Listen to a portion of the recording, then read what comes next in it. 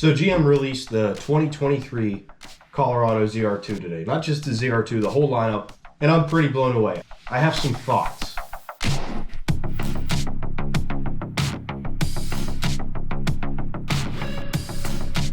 As an avid 2018 diesel Colorado ZR2 owner, the truck that started my channel, the first ever vehicle I had on this channel, I'm pretty excited. And as a current 2022 Silverado ZR2 owner, I'm torn.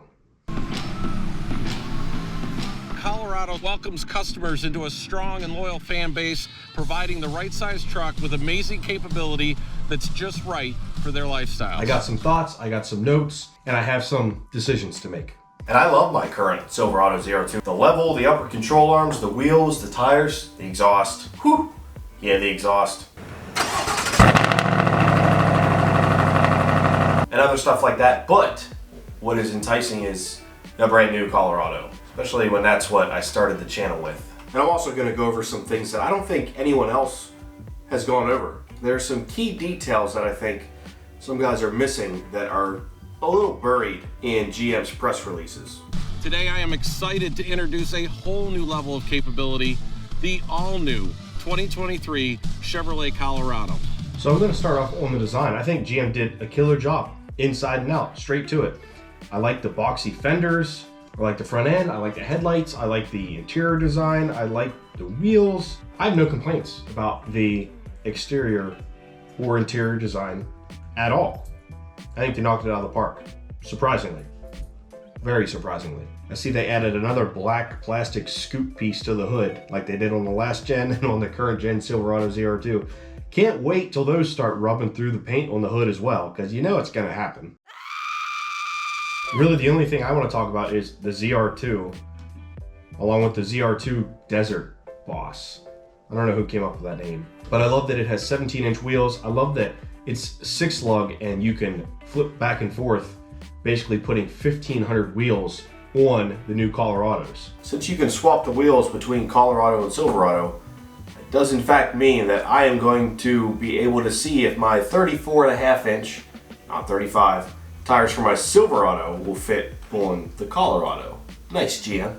Even though I'm sure they did it just to save money. They have 33s, which that's what a full-size Silverado 1500 has on the ZR2 33s, which I've been complaining about the whole time I've had this truck. I love the bead locks. I love the wheel and tire setup on the Desert Boss. I think that's awesome. Knocked it out of the park with that.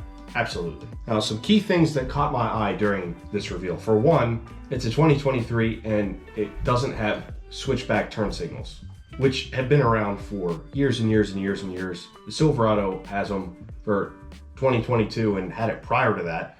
Why doesn't a brand new Colorado have switchback turn signals? You'll see here the LED light strip up top turns off and then it goes to just a regular amber signal, which is probably, knowing GM, a halogen or incandescent bulb.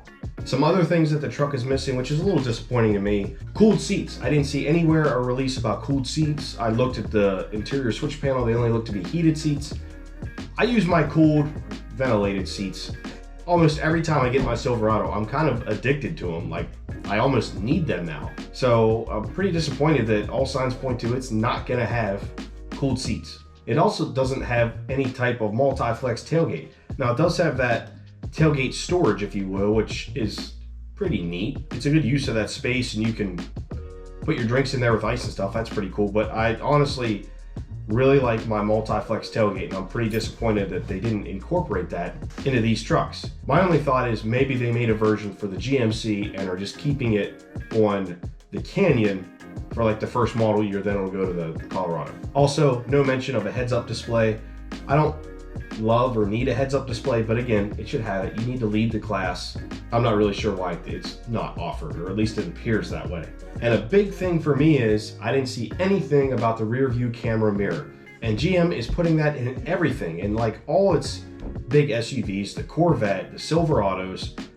Why isn't the rear camera mirror on the Colorado? It's brand new for 2023. That doesn't make any sense to me. I absolutely love my rear camera mirror in my Silverado. Pretty disappointed with that. Now, kind of going the opposite way, some advantages that I already see over the current Silverado ZR2 is some standard equipment like rock sliders. It comes with rock sliders standard like the last generation. just like the current Silverado should have come with, but you have to spend an extra $1,100 to get it. So kudos to GM for at least putting rock sliders on the Colorado standard. It also has different drive modes, which my Silverado really doesn't. Now, unfortunately, what it doesn't do is change anything with the shocks. If you see on like the Ford Raptor, and I think the TRX, I believe their dampers are controlled and part of their different terrain modes, where you can't do that with DSSV shocks because there's no electronics in there. They're just a simple shock, if you will. Probably end up leaking like they all have. Sorry, just not impressed with DSSV shocks, if we're being honest. And unlike the Silverado ZR2, the Colorado actually has different front control arms. Can you believe it? An off-road truck with different front control arms than the regular Colorado? It's crazy, I know. Another advantage it has over the Silverado ZR2 is it has an underbody camera. That's pretty cool. I don't know why they didn't put that in the Silverado ZR2. It seems to be kind of getting more common in the off-road world now, so GM skipped out on that. It's a neat feature that I'd like to have. Another thing I found interesting was some new accessory options. Flexible off-road splash guards, or the mud flaps that can move. That's kind of neat. Off-road lights, not sure what those would be or where. Tailgate audio. So that confuses me a little bit. I'm curious because there's not a multi-flex tailgate, but there's tailgate audio. Again, not a lot of info on that. And some more accessories for the ZR2. It says grill light bar, which I assume we see in these photos here, which looks pretty good if you ask me. Looks like a clean aftermarket bumper. Removable assist step. Curious what that is. Off-road bumper lights. I'm guessing that's what we see in the picture. I don't know about the grill light bar.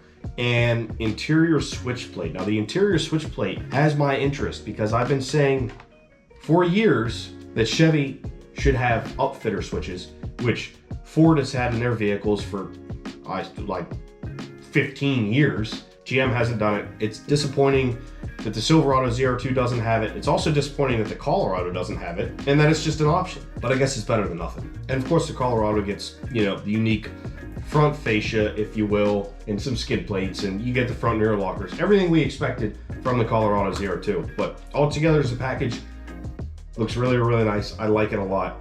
And the interior on the ZR2 is different as well. As different badging, has like some cool colors. I think the same colors as the Silverado ZR2 with that yellow stitching. Like it a lot. Looks really good. Very happy with that. And to be honest, the screen, it's 11 inches, which is smaller than the one in my Silverado. But if you watched some of my Silverado videos where I complained about this, the Silverado screen is nice and wide, but the far right corner of it, you can't really configure. So it has maps until your free internet runs out, and then you have to pay for it. And it has a clock and it has trailer view. So there's nothing else over there, which doesn't make any sense to me. To me, you should be able to configure that in the Silverado. Like on that far right corner of the screen, why can't I have the camera set up? Why can't I have the camera always looking at the bed, or the camera always looking at the front or the rear end? Or put in there like my contacts, digits to make phone calls easier, or maybe something with the climate control. Anything, just give me that spot to use how I want. But the Colorado doesn't look like you're gonna have that problem because the screen's smaller, which isn't actually gonna hurt anything. You're gonna have the same amount of real estate for your Apple CarPlay and Android Auto, which we all use anyway. I did notice you do a dual climate control now in the front, which you didn't have on the last gen Colorado. So that's a nice little improvement. Beautiful interior, and the fact that they added a sunroof is great because the last gen Colorado you couldn't get a sunroof at all. But still, they should have went above and beyond. You should be able to get a panoramic sunroof, even if it's a mid-size truck. It would be the first mid-size truck to do that, but they didn't do it. Other tech upgrades, I mean, it has all the safety upgrade tech, the front pedestrian braking, automatic emergency braking, forward collision alert, yada, yada, yada. IntelliBeam, you don't have Super Cruise. Another thing GM dropped the ball on, why don't you put Super Cruise in it? It's a brand new truck. It would be the first mid-size truck to drive itself. Why wouldn't you do that? You've got the tech, it's a brand new truck, just do it. So something else they missed out on, in my opinion.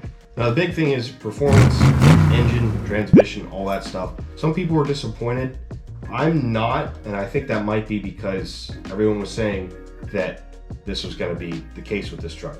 The diesel's dead. The diesel's gone in this truck. Definitely sucks because I love the Duramax in my truck.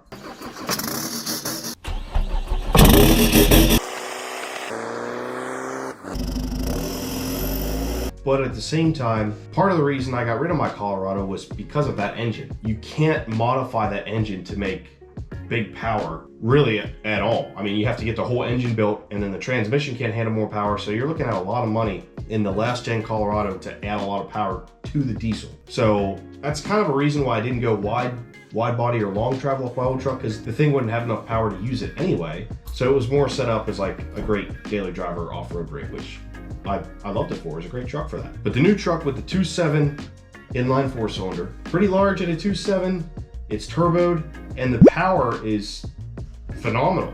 They actually surprised me with 310 horsepower and 430 foot-pounds of torque. Those are great numbers. So I'm happy with that. And of course, as long as somebody figures out how to hack the ECU, you'll be able to tune these things and you'll be able to get a good amount of power out of these. And if you paid attention in some of the press release, you'll see that they said the bottom end is forged. So I'd assume it can take a good bit of power. Bigger turbo, bigger injectors, and a tune. I mean, I'm sure you can add a lot of power to these things. And it does have the flow tie. That way that 2.7 can get all the extra flow that it needs.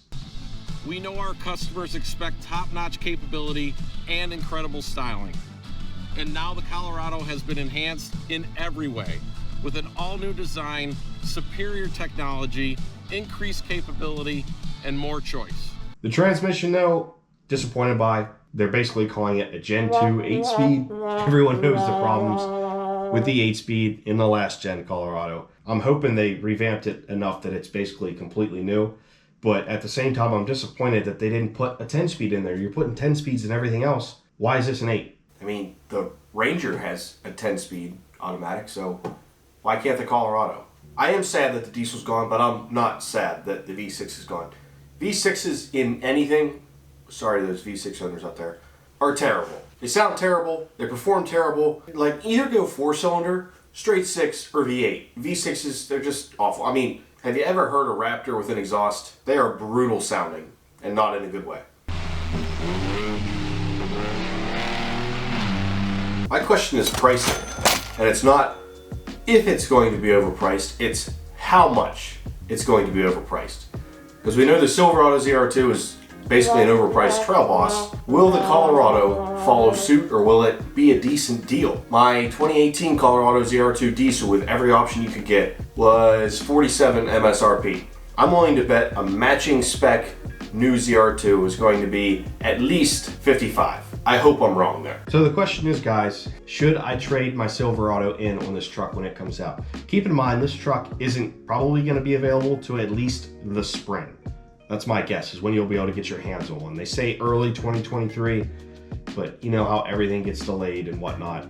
People still aren't even getting their Silverado ZR2s. So I'm going to say spring of next year. That's a long time from now. I mean, that's almost a year. So the question is, do you guys think I should trade my Silverado in on one of these? I mean, there's a special place in my heart for these Colorado ZR2s because that's what started my YouTube channel.